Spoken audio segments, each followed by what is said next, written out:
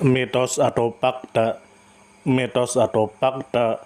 Selamat datang di Mitos atau Fakta. Silakan komen. Komen. Sekarang masuk ke video. Masjid Ibrahimi. Tentu saja kemungkinan tidak asing di telinga kita, terlebih bagi para orang-orang yang pernah mendengarnya.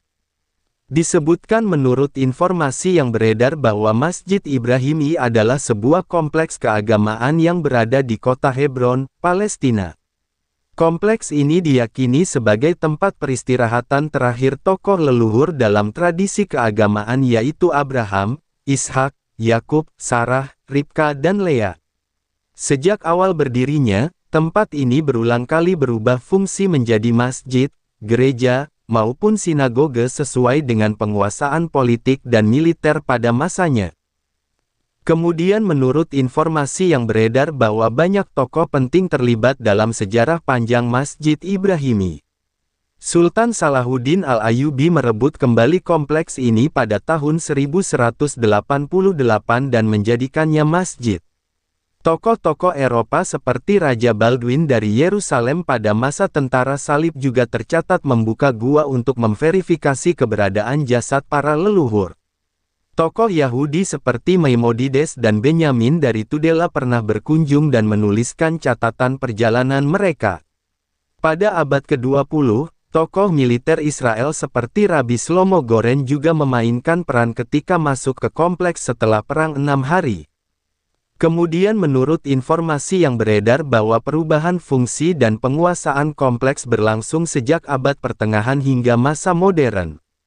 Pada tahun 1100 wilayah ini direbut oleh tentara salib dan dijadikan gereja.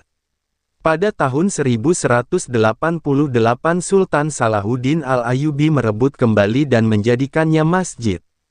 Pada masa pemerintahan Mamluk sekitar tahun 1318 hingga 1320 dilakukan perluasan besar.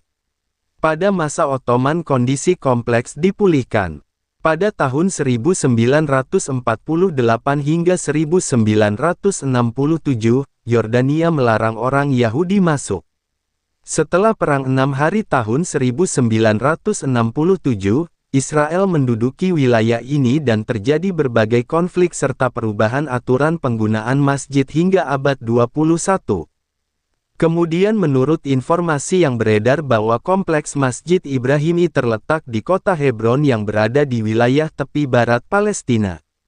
Kota ini menjadi salah satu pusat keagamaan penting karena diyakini sebagai lokasi pemakaman tokoh-tokoh utama dalam tradisi tiga agama besar, yaitu Islam, Kristen dan Yahudi.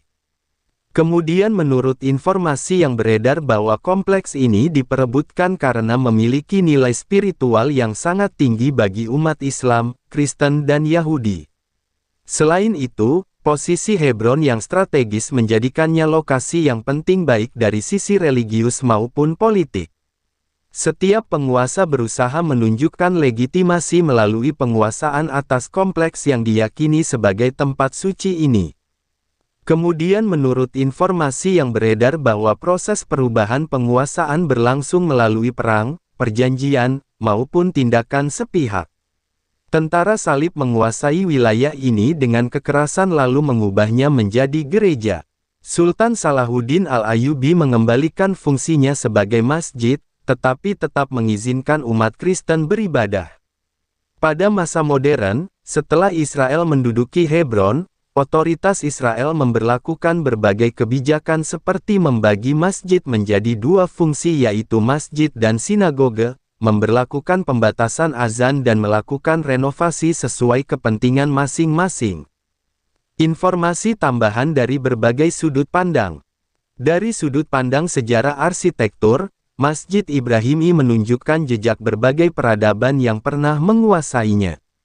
Tentara salib membangun atap pelana, jendela klerestori dan kubah. Sultan Salahuddin Al-Ayyubi menambahkan menara dan mimbar. Pada masa Mamluk dibangun cenotaf untuk mengenang tokoh-tokoh leluhur serta pintu masuk tambahan. Pada masa Ottoman dilakukan pemulihan fisik bangunan. Dari sudut pandang sosial keagamaan, kompleks ini menjadi titik temu sekaligus titik konflik tiga agama samawi. Umat Islam menjadikannya masjid suci, umat Yahudi menganggapnya sebagai sinagoge bersejarah dan umat Kristen mengenalnya sebagai gereja peninggalan masa tentara salib. Dari sudut pandang politik modern, penguasaan atas kompleks ini mencerminkan perebutan kendali atas tanah suci Hebron. Setiap pihak menggunakan kompleks ini untuk memperkuat klaim sejarah dan spiritual mereka. Dari sudut pandang budaya, keberadaan Masjid Ibrahimi melambangkan keberagaman tradisi yang pernah berkembang di kawasan Timur Tengah. Catatan perjalanan para tokoh seperti Maimonides dan Benyamin dari Tudela menunjukkan bahwa kompleks ini menjadi tujuan ziarah lintas agama sejak berabad-abad lalu. Dari sudut pandang hukum internasional, pengaturan penggunaan tempat suci ini kerap menjadi perdebatan. Insiden seperti pembatasan azan atau pembagian ruang ibadah sering dipandang sebagai bentuk pelanggaran terhadap hak beribadah masyarakat setempat. Sejarah panjang Masjid Ibrahimi memberikan pelajaran hidup tentang pentingnya menjaga toleransi antarumat beragama. Ketika penguasa seperti Sultan Salahuddin Al-Ayyubi mengizinkan umat Kristen tetap beribadah meskipun kompleks telah dijadikan masjid, hal itu menunjukkan sikap toleransi yang patut dicontoh. Nilai positif lain adalah penghormatan terhadap leluhur yang tetap terjaga di tiga tradisi agama. Dari sejarah kelam berupa pembantaian atau perusakan kitab suci, manusia dapat belajar bahwa kekerasan atas nama agama hanya menambah luka dan perpecahan. Kelebihan Sultan Salahuddin Al-Ayyubi adalah kemampuannya mengembalikan fungsi masjid dengan tetap menjaga hak ibadah umat lain. Ini menunjukkan sikap bijaksana dan rasa keadilan. Kekurangannya adalah penggunaan perang untuk merebut wilayah, meskipun pada zamannya hal ini merupakan cara yang lazim. Kelebihan tentara salib adalah meninggalkan warisan arsitektur yang hingga kini masih bisa diteliti. Namun kelemahannya adalah larangan total terhadap umat Islam dan Yahudi yang menimbulkan perpecahan. Kelebihan pemerintahan Mamluk adalah keberhasilannya memperluas ruang ibadah dan membangun cenotaf yang menambah nilai sejarah. Namun kebijakan melarang umat Yahudi masuk hingga batas tertentu menunjukkan sikap diskriminatif. Kelebihan pemerintahan Ottoman adalah melakukan pemulihan dan menjaga kondisi makam. Kekurangannya adalah kurang memberi kebebasan penuh pada seluruh kelompok beragama untuk mengakses situs. Kelebihan otoritas Yordania adalah melakukan renovasi besar pada kawasan sekitar masjid. Namun kelemahannya adalah penghancuran beberapa bangunan bersejarah yang mengurangi nilai arkeologis. Kelebihan otoritas Israel adalah membuka kembali akses bagi orang Yahudi setelah lama terlarang. Namun kelemahannya adalah kebijakan pembagian masjid, pembatasan azan dan tindakan kekerasan yang menimbulkan luka mendalam bagi umat lain. Sumber referensi Google Chrome dan ChatGPT. Gimana menurut Anda semua? Apakah itu mitos atau fakta? Jika mitos, silakan tulis di kolom komentar. Dan jika fakta, silakan tulis di kolom komentar.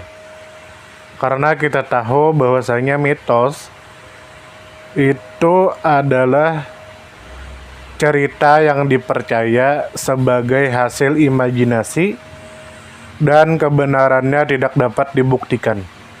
Sedangkan fakta adalah suatu peristiwa atau keadaan yang benar-benar terjadi dan dapat dibuktikan.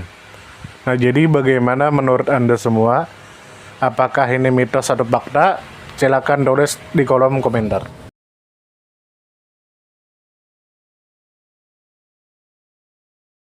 Tidur, tidur. Tidur, tidur. Ayo kita tidur.